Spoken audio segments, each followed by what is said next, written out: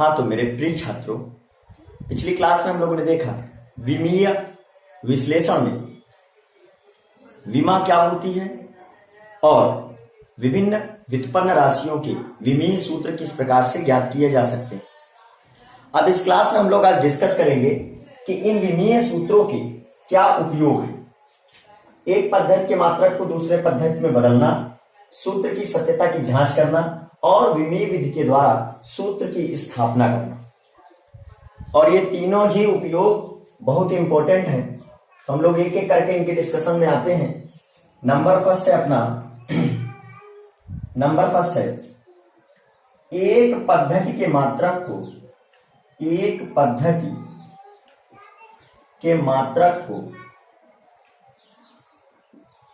दूसरी पद्धति के मात्रक में बदलना। दूसरी पद्धति के मात्रक में बदलना। अच्छा, अगर आप लोग रेगुलर स्टडी कर रहे हैं देन आप हमारे साथ नोट्स बनाते चले, क्योंकि नोट्स काफी इंपॉर्टेंट होते हैं। तो एक पद्धति के मात्रक को दूसरी पद्धति में बदलना। स्टूडेंट, जनरली अगर हम लोग देखें कि 1 मीटर बराबर कितना होगा, 100 सेंटीमीटर। 100 सेंटीमीटर और 100 सेंटीमीटर बराबर 1000 मिलीमीटर। तो यहां स्टूडेंट हम लोग एक चीज ये देख रहे हैं कि देखो, मीटर मात्रक है, सेंटीमीटर मात्रक है, मिलीमीटर मात्रक है, लेकिन ये सब क्या है, 1, 100, 1000, ये हमारे आंकिक मान है। क्या है? आंकिक मान। इन्हें हम लोग आंकिक मान कहते हैं। तो देखो, जिस तरीके से मीटर के बाद सेंटीमीटर के बाद मिलीमीटर, जैसे जैसे करके हमारा मात्रक छोटा होता जा रहा है, मात्रक छोटा हो रहा है, तो आंकिक मान 1 से 100 और 100 से 1000 हो गया। इसका मतलब ये हुआ कि आंकिक मान और मात्रक एक दूसरे की क्या है, व्युत्क्रमानुपाती। आंकिक मान और मात्रक एक दूसरे की क्या है, व्युत्क्रमानुपाती। तो स्टूडेंट, जैसे जैसे करके हमारा मात्रक छोटा होता गया, वैसे वैसे करके आंकिक मान बढ़ता गया। तो इस प्रकार अगर हम अनुक्रमानुपाती चिन्ह हटाएंगे तो एक नियतांक लग जाएगा। तो आंकिक मान बराबर नियतांक बटे मात्रक। नियतांक बटे मात्रक। तो स्टूडेंट, यहां ये समझ में आया कि आंकिक मान गुणे मात्रक यह सदैव एक नियतांक होता है।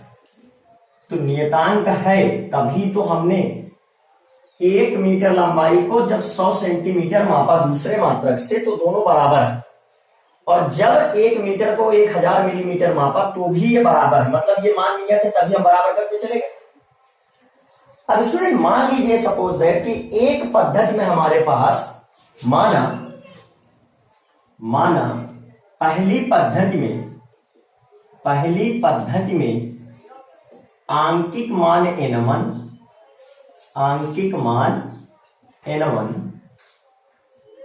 व मात्रक n2 है, u1, तथा दूसरी पद्धति में आंकिक मान n2 व मात्रक u2 है। तो भाई, अपने अगर हम इस नियम को लगाते हैं कि आंकिक मान पहली पद्धति का, मात्रक पहली पद्धति का, तो इनके गुणनफल जो है वो नियत रहेंगे दूसरी पद्धति में आंकिक मान और मात्रक के गुणनफल के बराबर। तो ये हमारे पास एक सूत्र बनके तैयार हो गया। इसी की सहायता से हम एक पद्धति के मात्रक को दूसरी पद्धति में बदलना सिखाएंगे।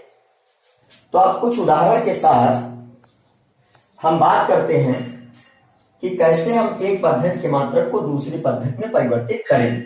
तो उदाहरण लेते हैं। आप इतना नोट कर लीजिए, मोबाइल से स्क्रीनशॉट ले लें, बाद में नोट कर लेना। ओके, अब बात करते हैं कि इस सूत्र की सहायता से किस प्रकार जो है एक पद्धति के मात्रक को दूसरी पद्धति में परिवर्तित किया जा सकता है।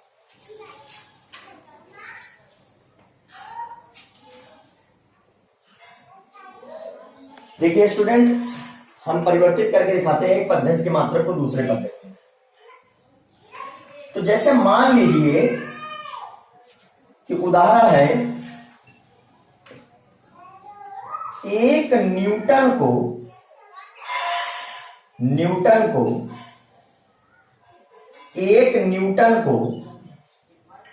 डाइन में बदलिए, एक न्यूटन को डाइन में बदलिए।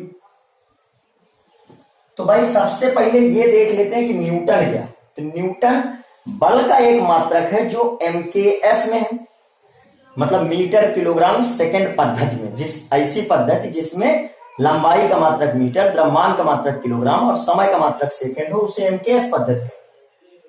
अब दूसरी पद्धति डाइन। तो डाइन हुई, बल का ही मात्रक डाइन है, लेकिन यह CGS में होता है। CGS में बल का मात्रक क्या हुआ? डाइन। तो CGS मतलब ऐसी पद्धति जिसमें लंबाई का मात्रक सेंटीमीटर, द्रव्यमान का मात्रक ग्राम और समय का मात्रक सेकंड हो, वो CGS पद्धति। तो इसमें हमें एक न्यूटन को डाइन में परिवर्तित करना है। तो आइए देखते हैं किस तरीके परिवर्तित करें। तो पहली पद्धति इधर लिख लेते हैं और दूसरी पद्धति इधर लिख लेते हैं। दूसरी पद्धति। अब पहली पद्धति ये, दूसरी पद्धति ये। अब हम क्या करते हैं, पहली पद्धति में N1 1, दूसरी पद्धति में N2 पता नहीं भाई, दूसरी पद्धति में डाइन क्या कुछ दिया ही नहीं। U1 जो हमारा है, पहली पद्धति का मात्रक है, बल का मात्रक। अब देखिए, बल का विमीय सूत्र अगर आपको नहीं आता तो फिर आपको क्वेश्चन करने में दिक्कत होगी। तो चूंकि बल बराबर होता है, बल F बराबर होता है ma, कल सिखाया था हमने। नहीं आता है कैसे विमीय सूत्र प्राप्त करते हैं, प्लेलिस्ट में जाइए आप, कक्षा 11 के हिंदी वाले में आप उसमें से विमीय विश्लेषण का भाग 1 देखें। F = ma।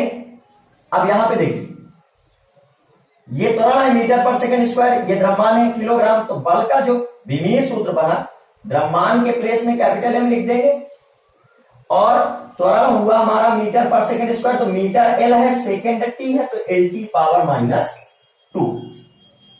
तो इस तरीके बल का जो मात्रक बना, बल का जो विमीय सूत्र बना mLT⁻² बना।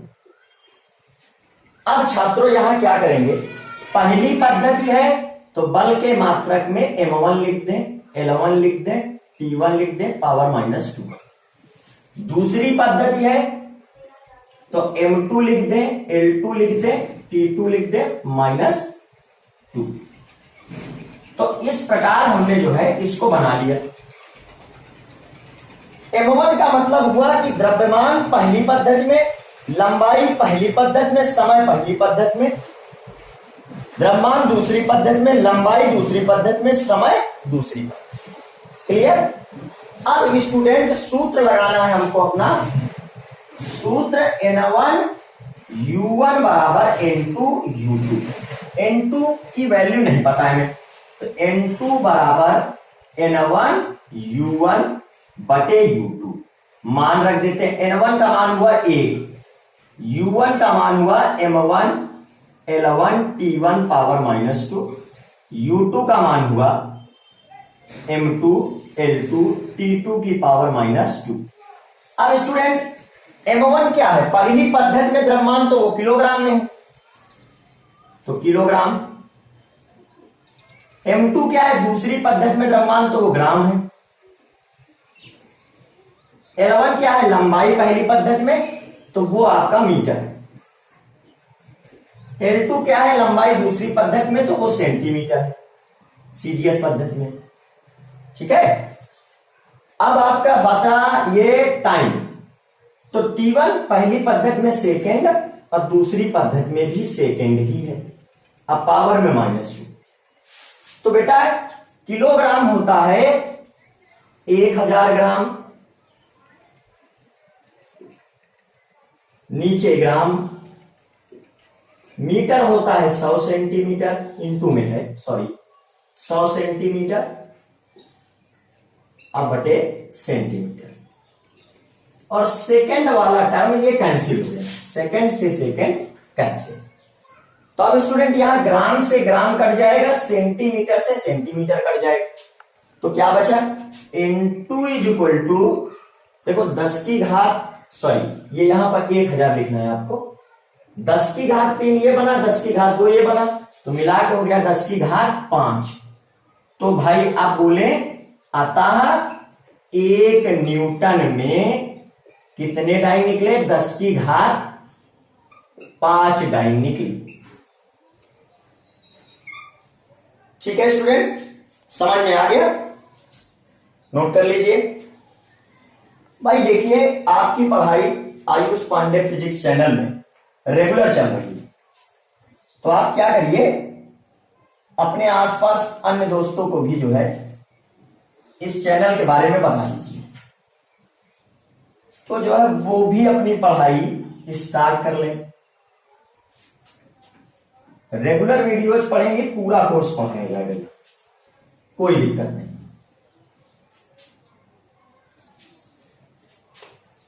भौतिक विज्ञान का आपका कक्षा 11 का पूरा कोर्स यहां उपलब्ध होगा, बस आपको पढ़ना है और कोई दिक्कत नहीं। अब देखिए स्टूडेंट, एक उदाहरण और लेते हैं इसका, एक उदाहरण और ले लेते हैं। नंबर सेकंड, 1 जूल को अर्ग में बदलिए, अर्ग में बदलिए। ठीक है, तो स्टूडेंट हल करते हैं इसे।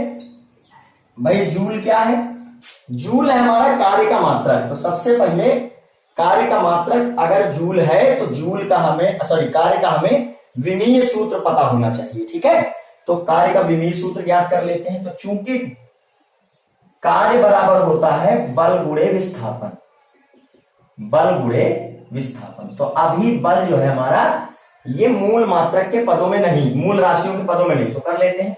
बल बराबर द्रव्यमान गुणे त्वरण, द्रव्यमान गुणे त्वरण गुणे विस्थापन। अब स्टूडेंट क्या करना है, कार्य का विमीय सूत्र मतलब कार्य W, द्रव्यमान कैपिटल M विमीय सूत्र हो गया, त्वरण मीटर पर सेकेंड स्क्वायर, तो मीटर लेंथ है, सेकेंड टाइम है, LT पावर -2 सेकेंड स्क्वायर, और फिर विस्थापन मीटर, तो L लिख देंगे। कल हमने सिखाया था, अपनी पहले भाग में भी इस चीज को हम सिखा चुके हैं। आप भाग 1 से बढ़िया अच्छी तरीके से विमीय सूत्र ज्ञात करना सीख सकते हो। तो अब बेटा ये जो है पहले में लिखा है 1 जूल, तो पहली पद्धति हमारी MKS में कार्य का मात्रक जूल होता है, तो पहली पद्धति हो गई MKS में और दूसरी पद्धति हो गई CGS में। दूसरी पद्धति जो है अपनी ये CGS में। अब स्टूडेंट करना क्या है कि देखिए पहली पद्धति में जो आंकिक मान N1 है वो बना 1, दूसरी पद्धति में आंकिक मान ज्ञात करना है। ठीक है, पहली पद्धति में अगर हम लोग विमीय सूत्र लिखते हैं तो वो बना M1 L1 T1 पावर -2, दूसरी पद्धति में अगर विमीय सूत्र लिखते हैं तो M2 L2 T2 पावर -2। अब क्या करना है स्टूडेंट, समझिए बात को। सूत्र है अपने पास N1 U1 बराबर N2 U2। तो भाई N2 का मान जब हम ज्ञात करेंगे तो N2 U2 upon N1 is equal to, N2 value कितनी आई, सॉरी ये N1 U1 अपॉन U2, क्योंकि N2 का मान निकालना है। तो N1 का वैल्यू कितना है, 1 है, U1 का वैल्यू पहली पद्धति में M1 L1 T1 power -2, sorry square नहीं लगाया आपने भाई, सब में ml स्क्वायर T1 पावर -2, यहां पर M2 L2 T2 power -2। Clear. अब स्टूडेंट पहली पद्धति में जो द्रव्यमान है वो किलोग्राम में, ठीक, दूसरी पद्धति CGS है तो द्रव्यमान ग्राम में है, क्योंकि CGS में कार्य का मात्रक अर्ग होता है। लंबाई पहली पद्धति में मीटर में, दूसरी पद्धति में सेंटीमीटर। समय पहली पद्धति में सेकंड में, दूसरी पद्धति में भी सेकंड में। अब ऊपर पावर लग गई 2 और इसमें भी पावर 2 थी। अब स्टूडेंट देखो, ग्राम से जब किलोग्राम कैंसिल होगा तो 1000 बचेगा, सेंटीमीटर से मीटर कैंसिल होगा तो 100 बचेगा, सेकंड से सेकंड कैंसिल होगा तो वो जो है 1 रहने वाला है। तो अब इस तरीके 10 टू द पावर 2 मतलब 10 की घात 2 का जब स्क्वायर करेंगे, आप वर्ग करेंगे तो 10 की घात 4 और 10 की घात 3 ये। तो इस प्रकार हमें मिल रहा है N2 इज इक्वल टू 10 की घात 7। तो हम कह सकते हैं अतः 1 जूल बराबर 10 की घात 7 आर्क। तो कुछ इस तरीके हमने एक पद्धति के मात्रक को दूसरे पद्धति में परिवर्तित कर लिया। अब स्टूडेंट हम लोग सीखेंगे दूसरे नंबर पे सूत्र की सत्यता की जांच करना। दूसरा नंबर क्या है? सूत्र की सत्यता की। स्टूडेंट बात करने जा रहे हैं सूत्र की सत्यता की जांच करना। तो नंबर सेकंड में है सूत्र की सत्यता की जांच करना।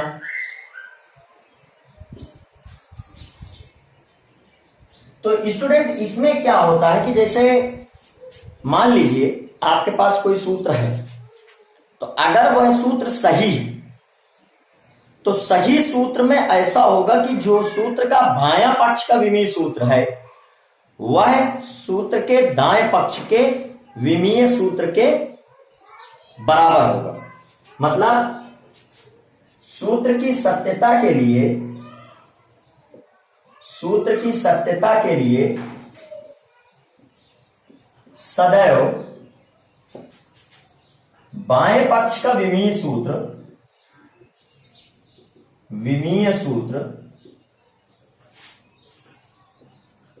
कमा दाएं पक्ष के विमीय सूत्र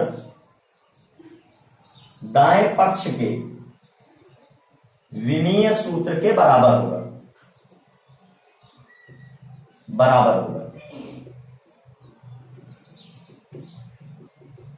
तो इंग्लिश में इसको प्रिंसिपल ऑफ होमोजेनिटी भी कहते हैं। ठीक है। अब स्टूडेंट इसका मतलब यह हुआ कि बाएं पक्ष का विमीय सूत्र बराबर आना चाहिए, विमीय सूत्र बराबर आना चाहिए दाएं पक्ष के विमीय सूत्र के, विमीय सूत्र के।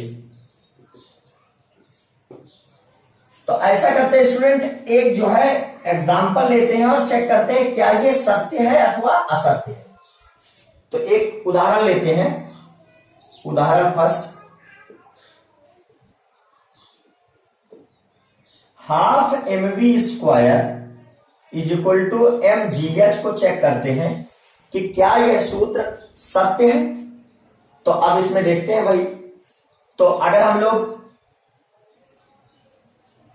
बाएं पक्ष का विमीय सूत्र निकालते हैं, बाएं पक्ष का विमीय सूत्र, विमीय सूत्र, तो भाई बाएं पक्ष का विमीय सूत्र बनेगा क्या? तो इसमें 1/2 ये तो एक संख्या है, इसका तो विमीय सूत्र होगा नहीं। अब बाद में आया द्रव्यमान, तो द्रव्यमान का बना कैपिटल M, और ये है वेग। तो वेग का हमने क्या सिखाया अपने पहले भाग में? LT inverse. क्लियर। और स्क्वायर लगा है तो यहां पर भी हम स्क्वायर लगा देंगे। क्लियर। अब ये बन गया MLT power minus ML square T power minus 2। तो ये हमारा कथन 1, बाएं पक्ष का विमीय सूत्र आ गया। अब चेक कर लेते हैं दाएं पक्ष का विमीय सूत्र। दाएं पक्ष का विमीय सूत्र, तो भैया दाएं पक्ष के विमीय सूत्र में यहां क्या दिया है? द्रव्यमान दिया है। तो द्रव्यमान हुआ हमारा कैपिटल M, और दिया है त्वरण, तो त्वरण मीटर पर second square LT power minus 2, और हाइट है तो उसको मीटर में ही मेजर करेंगे। तो ये आ गया ML square T power minus 2। अच्छा, अगर कथन 1 कथन 2 से हम देखें, कथन 1 व कथन 2 से स्पष्ट है कि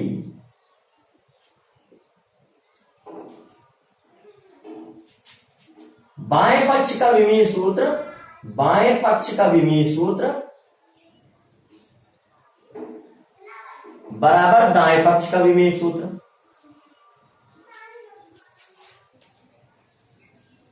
तो इस तरीके हम कह सकते हैं कि दिया गया सूत्र जो है हमारा सही है। लेकिन स्टूडेंट ये बताओ, अगर यहां 1/2 की जगह 3/2 लिखा होता, 5/2 लिखा होता, तब भी ये सूत्र सही होता।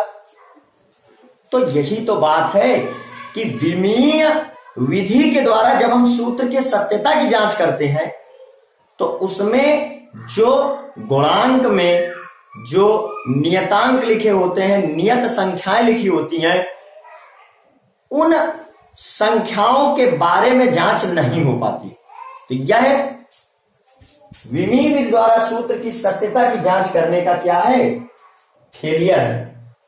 मतलब इस चीज को हम नहीं ध्यान दे पाते। तो अब स्टूडेंट आप अपने नोट्स में इसको भी लिख लीजिए। नोट्स बनाते चले भाई, यही आपकी बाद में काम आती है। ठीक है,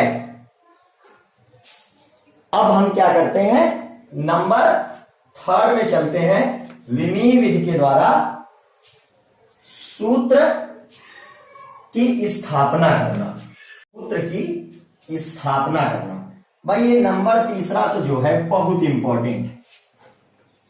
नंबर 3 पे जो है काफी इंपॉर्टेंट चीज है ये, तो इसको और अच्छे से पढ़ेंगे भाई, पूरा सब अच्छे से करेंगे, परेशान बिल्कुल मत हो। सब कुछ सीखेंगे आप धीरे धीरे करके। चैनल को शेयर करते रहें, व्यूअर्स बढ़ाते रहें, सब सिखाएंगे। तो नंबर 3 यही लिख देते हैं भाई ऐसे करके। तो नंबर 3 की बात हो रही विमीय विधि के द्वारा सूत्र की स्थापना। तो विमीय विधि के द्वारा सूत्र की स्थापना करने के लिए स्टूडेंट हमें यह पता होना चाहिए कि किस भौतिक राशि के लिए सूत्र स्थापित करना है, और यह भौतिक राशि किन किन भौतिक राशियों पर निर्भर करती है। अगर हमें यह पता लग जाए कि अमुक भौतिक राशि अमुक भौतिक राशियों पर निर्भर करती है, तो हम उसके लिए विमीय विधि के द्वारा सूत्र स्थापित कर सकते हैं। तो स्टूडेंट इसमें सीधे उदाहरण से ही सीखा जा सकता है। तो हम एक उदाहरण लेते हैं। सरल लोलक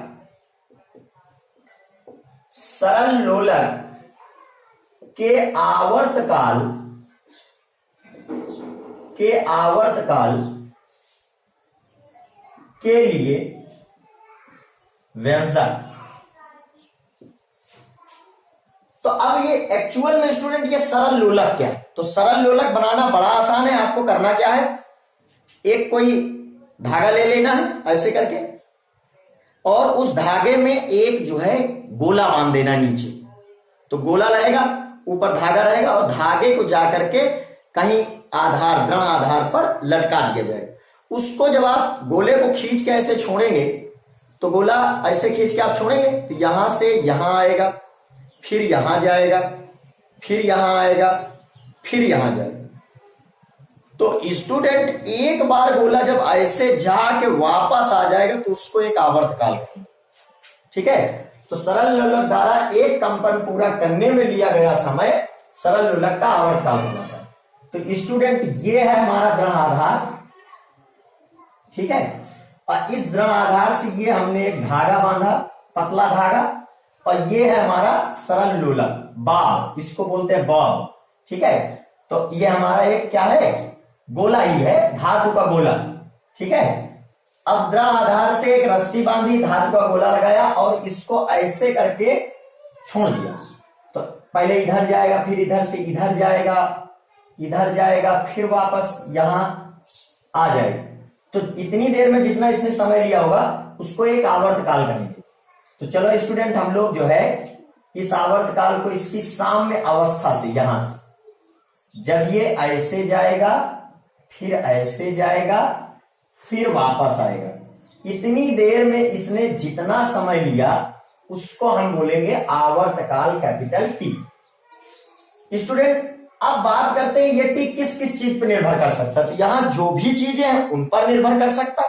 तो क्या क्या है यहां पर है भाई आपके सरल लोलक की प्रभावी लंबाई, तो मतलब टी एल पर निर्भर कर सकता है। यहां पर है ये एक गोला जिसका द्रव्यमान है स्मॉल एम, और पृथ्वी के द्वारा सरल लोलक पर लगने वाले गुरुत्वाकर्षण बल के कारण उत्पन्न त्वरण, मतलब भाई बल के लिए द्रव्यमान तो ले लिया, त्वरण भी ले लेते हैं। तो मतलब टी एल में निर्भर कर सकता है, टी एम में निर्भर कर सकता है, टी जी में निर्भर कर सकता है। तो ये तीनों हमारे लिए मुख्य है, मतलब अमुक भौतिक राशि अमुक अमुक अमुक भौतिक राशियों पर निर्भर कर सकती है। तो हम क्या करते हैं, टी अनुक्रमानुपाती है एम के, एल के, जी के। भाई टी एम पर भी निर्भर कर सकता है, एल पर भी निर्भर कर सकता है, जी पर भी निर्भर कर सकता है। तो टी मान लेते हैं एम की घात ए पर निर्भर कर रहा है, एल की घात बी पर निर्भर कर रहा है, और जी की घात सी पर निर्भर कर रहा है। पहले हमें प्रश्न में दिया जाएगा कि कौन सी भौतिक राशि किन किन भौतिक राशियों पर निर्भर करती है, फिर इसके बाद में हम कहेंगे ये भौतिक राशि इन भौतिक राशियों की क्रमशः घातों ए बी और सी पर निर्भर कर रहा है। अब जब भी अनुक्रमानुपाती का चिन्ह हटता है तो एक नियतांक लगता है। तो एम की घात ए, एल की घात बी और जी की घात सी ऐसे लिख लेंगे। अब स्टूडेंट आप बताइए कि यहां पर ये के जो है ये तो नियतांक है, तो के को विमाहीन नियतांक कहा जाएगा। विमाहीन अनुक्रमानुपाती नियतांक कहना है, अनुक्रमानुपाती नियतांक कहना है। अब हमको स्टूडेंट आप लोग ये बताइए कि आपको सत्य सूत्र लाना है कि गलत सूत्र लाना है। सत्य ही लाना होगा। अगर सत्य सूत्र लाना है तो सत्य सूत्र लाने के लिए क्या हमारे पास सूत्र की सत्यता की जांच में हमने क्या सीखा कि बाएं पक्ष का विमीय सूत्र दाएं पक्ष के विमीय सूत्र के बराबर होना चाहिए। तो इसको कर देते हैं समीकरण एक। अब निकाल लेते हैं बाएं पक्ष का विमीय सूत्र। तो बाएं पक्ष का विमीय सूत्र क्या निकला, सूत्र जो निकला है वो कैपिटल टी, क्या है कैपिटल टी। और दाएं पक्ष का विमीय सूत्र जो निकला, दाएं पक्ष का विमीय सूत्र जो निकला वो क्या है भाई, के तो विमाहीन है, के क्या है विमाहीन है। तो एम द्रव्यमान है तो एम लिख देते हैं घात ए, एल लंबाई है तो कैपिटल एल लिख देते हैं घात बी, और जी गुरुत्वीय त्वरण है तो एल टी की घात ऋण 2 लिख देते हैं और ऊपर घात लगा देते हैं सी। तो अब स्टूडेंट कुछ इस तरीके से ये निकल के आएगा, एम की घात ए, एल की घात बी यहां, एल की घात सी यहां, बी धन सी, गुणे में घातें जुड़ जाती हैं, और टी की घात ऋण 2c। तो स्टूडेंट कुछ इस तरीके से हमारा ये बात हो गई कि हमने दाएं पक्ष का विमीय सूत्र भी याद कर लिया। अब सूत्र की सत्यता के लिए बाएं पक्ष का विमीय सूत्र किसके बराबर होगा, विमीय सूत्र बराबर होगा दाएं पक्ष के विमीय सूत्र के, दाएं पक्ष के विमीय सूत्र के। तो भाई इसका मतलब यह हुआ कि कैपिटल टी, एम तो है नहीं तो एम की घात 0 एक ही बना रहेगा, एल की घात 0 तो भी एक बना रहेगा टी, और यहां एम की घात ए, एल की घात बी धन सी और टी की घात ऋण 2c। तो भाई अगर ये दोनों बराबर हैं, आधार आधार बराबर, तो घात घात भी बराबर होंगे। तो इस तरीके हम लोग लिख सकते हैं कि a बराबर कितना आ रहा है 0, b प्लस सी बराबर कितना आ रहा है 0, और ऋण 2c बराबर कितना आ रहा है 1। तो स्टूडेंट a का मान 0 आ गया, c का मान कितना आया, c का मान आया ऋण 1/2। और अगर इस c के मान को यहां रख देते हैं, c के मान को यहां रख देते हैं, तो b का मान कितना आएगा ऋण 1/2 हम यहां रखेंगे, तो यह आएगा b बराबर धन 1/2। तो स्टूडेंट ए का मान 0, बी का मान धन 1/2, सी का मान ऋण 1/2। तो इस तरीके से अगर इन तीनों मान को हम समीकरण 1 में रख देते हैं तो हमें शायद सूत्र प्राप्त होने वाला। तो समीकरण 1 में ए कामा बी कामा सी के मान रखने पर क्या मिलेगा? T बराबर के m की घात 0, L की घात 1/2 और G की घात ऋण 1/2। तो भाई ये बन जाएगा T = के √L/G। तो भाई यहां पर क्या ड्रॉबैक है, यहां क्या नहीं ज्ञात हो पाया? तो कभी भी विमीय सूत्र की सहायता से, जब भी विमीय सूत्रों की सहायता से, विमीय समीकरणों की सहायता से जब भी विमीय सूत्रों की स्थापना होगी तो ये अनुक्रमानुपाती नियतांक के का मान नहीं निकल पाता। तो स्टूडेंट ये प्रयोग द्वारा हमें मालूम है, इसलिए हम इसको T = 2π√L/G रख देते हैं और यही इसका एक ड्रॉबैक है। ओके,